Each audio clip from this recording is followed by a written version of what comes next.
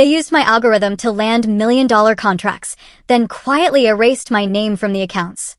I just nodded and said thanks. 48 hours later, the entire system crashed. Can you imagine pouring your soul into something, building it from nothing, only for the very people who profit billions from it to not just steal your credit, but then, with a chilling email, slash your salary in half? That's exactly what happened to me, right after the product I built hit $1 billion in revenue. But long before that soul-crushing memo landed in my inbox at 6:08 in the morning, I was just me. A girl in a cold, damp basement apartment with a second-hand laptop and this stubborn, almost foolish belief that I could actually build something better. I didn't have much back then, honestly.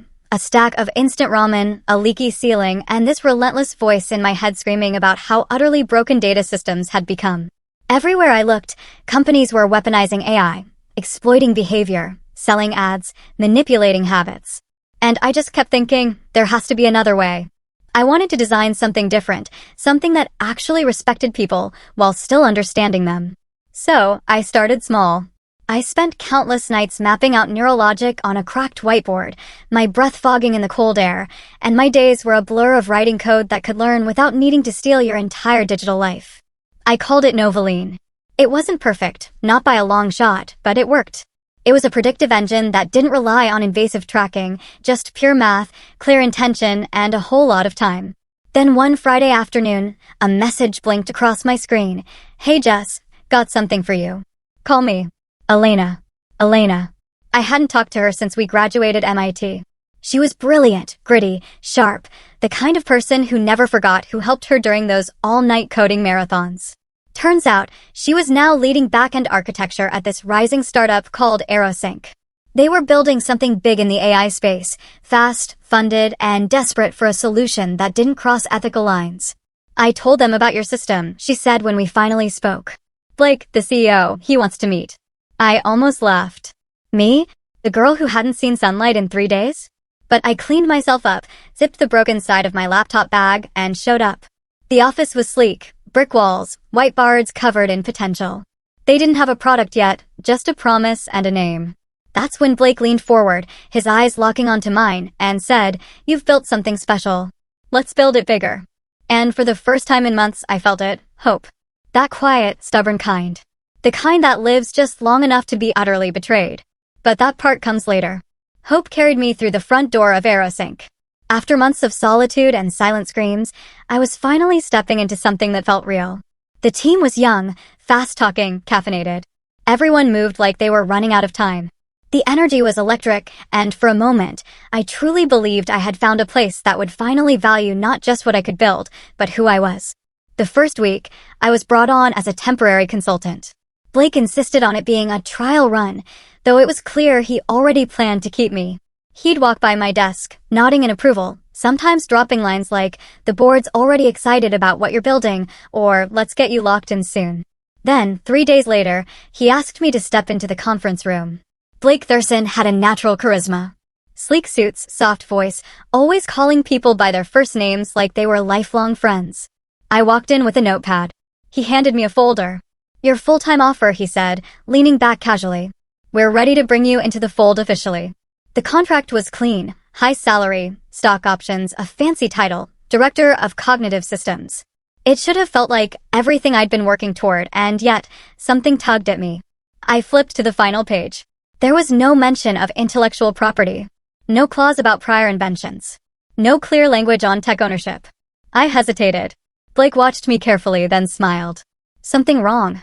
"I don't see anything about IP," I said. "Who owns what I've already built?" He chuckled, like I'd just asked if water was wet. "Jessica, ideas are cheap. What matters is the team that brings them to life. You've got something good, but this company is where it'll become great. And that takes more than code. It takes all of us." He said it kindly, reassuringly. And in that moment, I desperately wanted to believe him. So I nodded, signed, and shook his hand.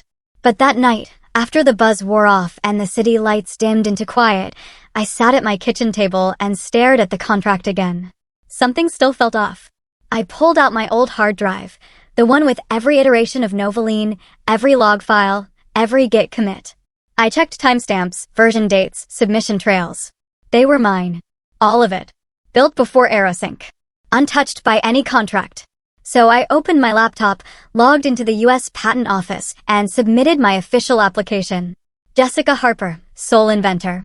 Predictive behavioral model, privacy protected AI. I hit submit at 11:59 p.m. And with one click, I gave myself something Blake couldn't offer: control. Trust is powerful, but trust with a backup plan? That's survival. I knew the demo was important. Everyone at Aerosync had been buzzing about it for weeks. Their first big industry showcase.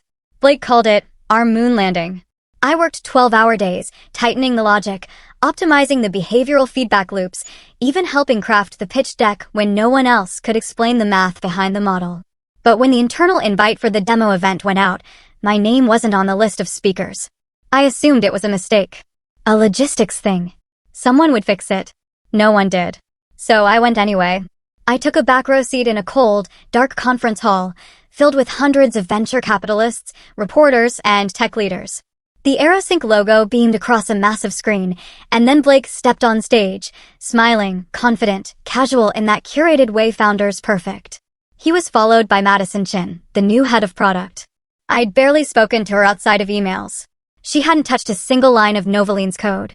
Yet there she was, standing beside Blake, laser pointer in hand, ready to explain how their system transformed AI ethics in real time.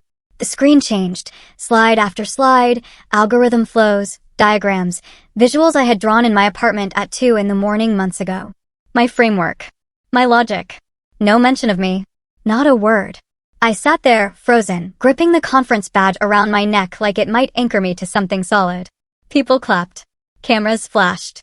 And somewhere deep inside, something cracked. I wanted to leave, but I couldn't move. I couldn't even blink properly. And then my phone buzzed. A message from Elena. Just one photo, a screenshot of the original slide deck, my name clearly labeled at the bottom right of every page. Underneath the image, she wrote, "I didn't know they were going to do that. I'm sorry." I stared at the message until the screen blurred. They hadn't just taken the credit, they had erased me. Deliberately. Completely. When Blake wrapped up the presentation, he waved toward the screen like it was an afterthought. "This," he said, "is what happens when brilliant teams work together." I didn't clap. I didn't cry. I just got up, walked out into the lobby, and realized something I hadn't wanted to admit before. This wasn't my team. Not really. I had given them my mind, my nights, my best work. And in return, they'd taken my name off the story. And that hurts in a way even betrayal doesn't fully explain. The email came in at 6:08 in the morning. No greeting. No explanation. No call before, no follow-up after. Just a cold string of words buried inside HR language. Due to internal restructuring, your compensation has been realigned to reflect new operational priorities. Effective immediately, your base salary has been reduced by 42%. I reread it 3 times, then stared at the ceiling of my apartment, too stunned to feel anything at first. $1 billion valuation just hit the company dashboard the night before. My model had powered that. My system was the backbone of their success. And they cut my pay. I showed up at the office anyway. Maybe someone would say something. Maybe it was a mistake, a technical glitch. I told myself all sorts of stories on the elevator ride up to the 30th floor. But when I walked in, no one looked at me differently. No one said a word. Like it hadn't even happened. The weekly all-hands meeting was scheduled for 9 o'clock sharp. The entire company filed into the open atrium. I sat near the back, clutching my notebook with white knuckles. Blake stepped up to the mic, his usual charming smirk in place. "We've had an extraordinary quarter," he began, eyes scanning the crowd like a proud general, "and part of leading well means putting resources where they drive the most return. That's why we're investing more into the teams who bring real, scalable value." There was no mention of cuts. No mention of who had paid the price. Just applause, backslaps, a carefully curated speech about efficiency and vision. But it didn't end there. Later that afternoon, Elena sent me another message. A photo this time. From the rooftop. Champagne. Custom banners. The engineering team, the new engineering team, was celebrating their performance bonus milestone. One I never knew existed. I looked at the budget document she attached. I shouldn't have seen it, but there it was, in plain text, budget reallocation sourced from Department 9 Cognitive Systems, J. Harper. They took my salary and poured it into a rooftop party for people who didn't even understand how the core model worked. That was the moment the humiliation finally settled in.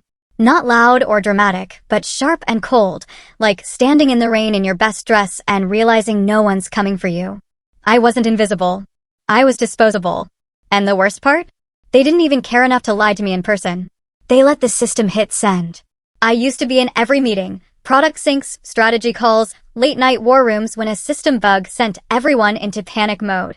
People listened when I spoke, not because they had to, but because they knew I had built the thing they were all standing on. Then one Monday morning, my calendar was blank. At first, I thought it was a sync error. I refreshed. Logged out. Logged back in. Nothing. No invites. No group threads. Not even the bi-weekly architecture review I had led for the past 6 months. Then I checked my email. Dozens of old conversations, threads I'd contributed to, technical debates I'd won, were now read-only. I couldn't reply. Couldn't forward. Couldn't even tag myself back in. I walked to the IT desk, trying to sound casual. Hey, I think something's wrong with my access. The guy didn't even look up, just mumbled security policy updates and pointed to a vague memo on his screen. That afternoon, I sat through an all-hands I hadn't been invited to. I watched it from the stairwell, listening through the open crack of a conference room door. They were discussing product roadmap revisions without me. Nobody asked where I was. Nobody noticed. The silence was louder than anything Blake or HR could have said. I wasn't being punished. I was being erased. No confrontation. No justification. Just slow, surgical removal. That night, I stayed late. Pretended to work. At 8:37 in the evening, the floor was mostly empty. The cleaning crew hadn't even arrived yet. I opened my laptop, instinctively checking system health logs out of habit. Access denied. I tried again, using a manual path. Still blocked. Then my phone buzzed. Elena, you okay? I didn't know what to say. My fingers hovered over the keyboard. Before I could answer, another message came through. They've changed your privileges, but your old dev token is still alive. You used it during the sandbox test, remember? Attached was a system log export, a month's worth of backend behavior, CPU spikes, model calls, API chain links, all using my framework. Every core function still running on my original algorithm. They hadn't rebuilt anything. They hadn't replaced me. They just locked me out and kept running my system like I didn't exist. I opened a hidden terminal and plugged in the token Elena mentioned. To my surprise, it worked. I was in. The admin panel hadn't been touched. No new version names. No core refactor. The algorithm powering AeroSync's billion-dollar success? Still Novaline. Still mine. I leaned back in my chair, the room suddenly colder than it had been moments before. It was the strangest feeling, alone in a room I helped build, watching people I used to work beside pretend I'd never been there at all. I wasn't just isolated. I was surrounded and invisible. And yet, somewhere beneath that isolation, something else sparked quietly in my chest, proof they still needed me, even if they pretended they didn't. The truth had been sitting in a drawer beneath my bed the whole time. For weeks, I'd let myself believe I was powerless. That AeroSync could erase me and run my work without consequence. That Blake's charm and the boardroom silence carried more weight than the years I'd spent building Novaline from scratch. But all it took was one late night, one breath of clarity, to crack the illusion. I was alone in my apartment, lights off, laptop open. The only sound was the low hum of the city outside my window and the clack of keys as I pulled up my records. A folder marked Patent Docs Pending blinked back at me. I clicked. There it was, patent number 7942 IB. Title, Adaptive Behavioral Model Using Privacy-First Logic Layers. Inventor, Jessica Harper. Status, Approved. Active. Date of grant, 8 months ago. I stared at the screen for a long time, my pulse in my ears. The document was short, clinical. But to me, it read like a weapon forged in silence. I had done it. I'd followed through. Filed it. Protected it. And they had never once asked. Because Blake assumed that when you hire someone, you own them. Because no one ever imagined the quiet girl in the corner would read every line of her contract. Would protect herself before she needed to. I scrolled further. Attached to the filing was my original disclosure email, sent 3 days before I signed AeroSync's employment agreement. It included a PDF of my system outline, a GitHub link with early commits, and a timestamp. That email alone created a perfect legal firewall. Everything I'd built before signing belonged to me. Not AeroSync. Not Blake. Not the board. Me. The realization hit. like a clean gust of air in a room that had grown stale. I wasn't waiting to be rescued. I wasn't a discarded name in an HR system. I was the legal owner of the core engine that powered their entire product line. My name wasn't just on the code. It was on the law. I printed the patent, held it in my hands. It wasn't flashy, just black ink on off-white paper. But it was enough. Enough to stop them. Enough to take everything back on my terms. And for the first time in weeks, I didn't feel angry or small. I felt awake. They had cut my salary. They had locked me out. They had erased my name. But in trying to delete me, they forgot to check who actually held the keys. And now I had all of them. The next morning, I didn't open my inbox. I opened a war room.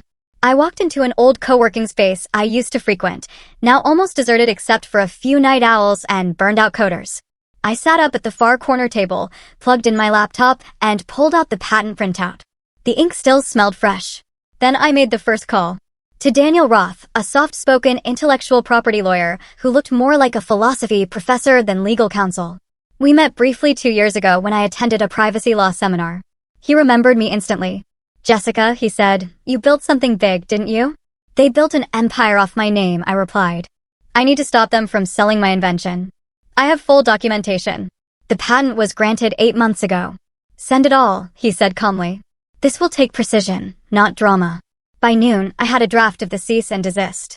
5 pages of cold, legal fire, citing violation of U.S. Patent 7942 IB and demanding AeroSync immediately cease usage and commercial application of Novoline. The document didn't threaten. It warned. Still, stopping them wasn't enough. I wanted to rebuild. I wanted to take back what was mine, but better. So I made the second call. To Millen. She had once been AeroSync's chief of research. Sharp, methodical, deeply ethical. She was one of the few people in the early days who had taken time to understand Novoline beyond its surface value. We weren't close, but we had shared a mutual respect that didn't need words. She'd been ousted quietly 2 years ago, pushed out for being too academic, the usual dismissal reserved for anyone who refused to bend vision for investors. I found her number through an old Slack thread Elena had kept archived. With a deep breath, I hit dial. "Jessica May," she answered, surprised. "I'm calling as the legal owner of Novoline," I said. "And I have an idea." So, 20 minutes later, we were on a private video call. I explained everything. What AeroSync had done, the pay cut, the lockout, the patent. I showed her logs, evidence, strategy. "I have the system," I finished. "You have the people." May didn't blink. "Atlas Neural has been circling the problem for months," she said. "We couldn't match your system's learning speed without breaching ethical lines. But if we work together, I'm in. I want full transparency in the architecture," I said. "No black boxes. No exploitative backdoors." "Agreed." Then she smiled. It was small, but real. "You just gave me a reason to fight again." We set a plan in motion. A new version of the platform, NovaMind, would be built from scratch, using my core model, restructured under an ethics-first framework. I'd retain co-ownership. She'd lead the infrastructure team. That evening, Daniel sent the cease and desist to AeroSync's legal counsel. And I sent May the first commit to our private repo. 2 hours later, Elena texted me. Just one sentence. They just called an emergency board meeting. I smiled, leaned back in my chair, and whispered to myself, game on. The cease and desist went out at 7:04 in the morning, sent directly from Daniel Roth's office to AeroSync's legal department. It arrived in a PDF attachment marked urgent, IP violation, patent 7942 IB. By 7:30, the company was on fire. I didn't need to be in the building to feel it. Elena kept me updated from inside. Text after text came through like a live news feed. 7:42 a.m. Blake's office door just slammed shut. 8:03 a.m. Legal pulled Madison out of a product briefing. She looked like she'd seen a ghost. 8:27 a.m. Client success just froze 3 accounts. They're waiting for direction. Everyone's panicking. But I wasn't panicking. I was drinking coffee in a quiet cafe across the river, watching the fog roll between buildings. The same skyline that once felt untouchable now looked small, fragile, like the illusion it had always been. At 9:15, I got the call. It wasn't from Blake. It was from Julia Pike, AeroSync's general counsel. Polished. Too clever by half. Her tone was measured, but I could hear the tightness beneath it. "Jessica," she said, "we'd like to resolve this amicably. No one wants a legal battle. Blake asked me to offer you a consultancy agreement. High retainer, flexible hours, and of course, full credit attribution for the original work. She paused, clearly waiting for my gratitude. I kept my voice even. You mean, the work you denied I had any part in? There was silence. Let's be reasonable. Reasonable? I repeated, tasting the word like a bitter pill. I didn't yell. I didn't argue. I didn't ask for more time or a better deal. Instead, I opened my laptop and replied to Julia's follow-up email. Attached were the original timestamps, Git commits, early blueprints, and a clean PDF of my granted patent. I also CC'd 5 attorneys, Daniel, 2 specialists in IP enforcement, 1 retired federal judge now practicing arbitration, and Carla Montes, a bulldog known for dismantling tech companies who'd stolen from solo inventors. I ended the email with 3 words, see you soon. Then I hit send. No flair. No threat. Just facts. Cold. Clean. Legal. Across the city, AeroSync's executive Slack channel lit up with panic. Blake tried to reassure the board. She just wants a payout, he insisted. We'll settle, rebrand the platform, move forward. But he was wrong. I didn't want money. I wanted the truth acknowledged. By noon, 3 enterprise clients had paused all active engagements. 2 issued formal inquiries into the patent conflict. And Elena told me someone from engineering had printed out the cease and desist and taped it to the break room door like a warning. By 3 o'clock in the afternoon, AeroSync had scrubbed all promotional material mentioning original system architecture.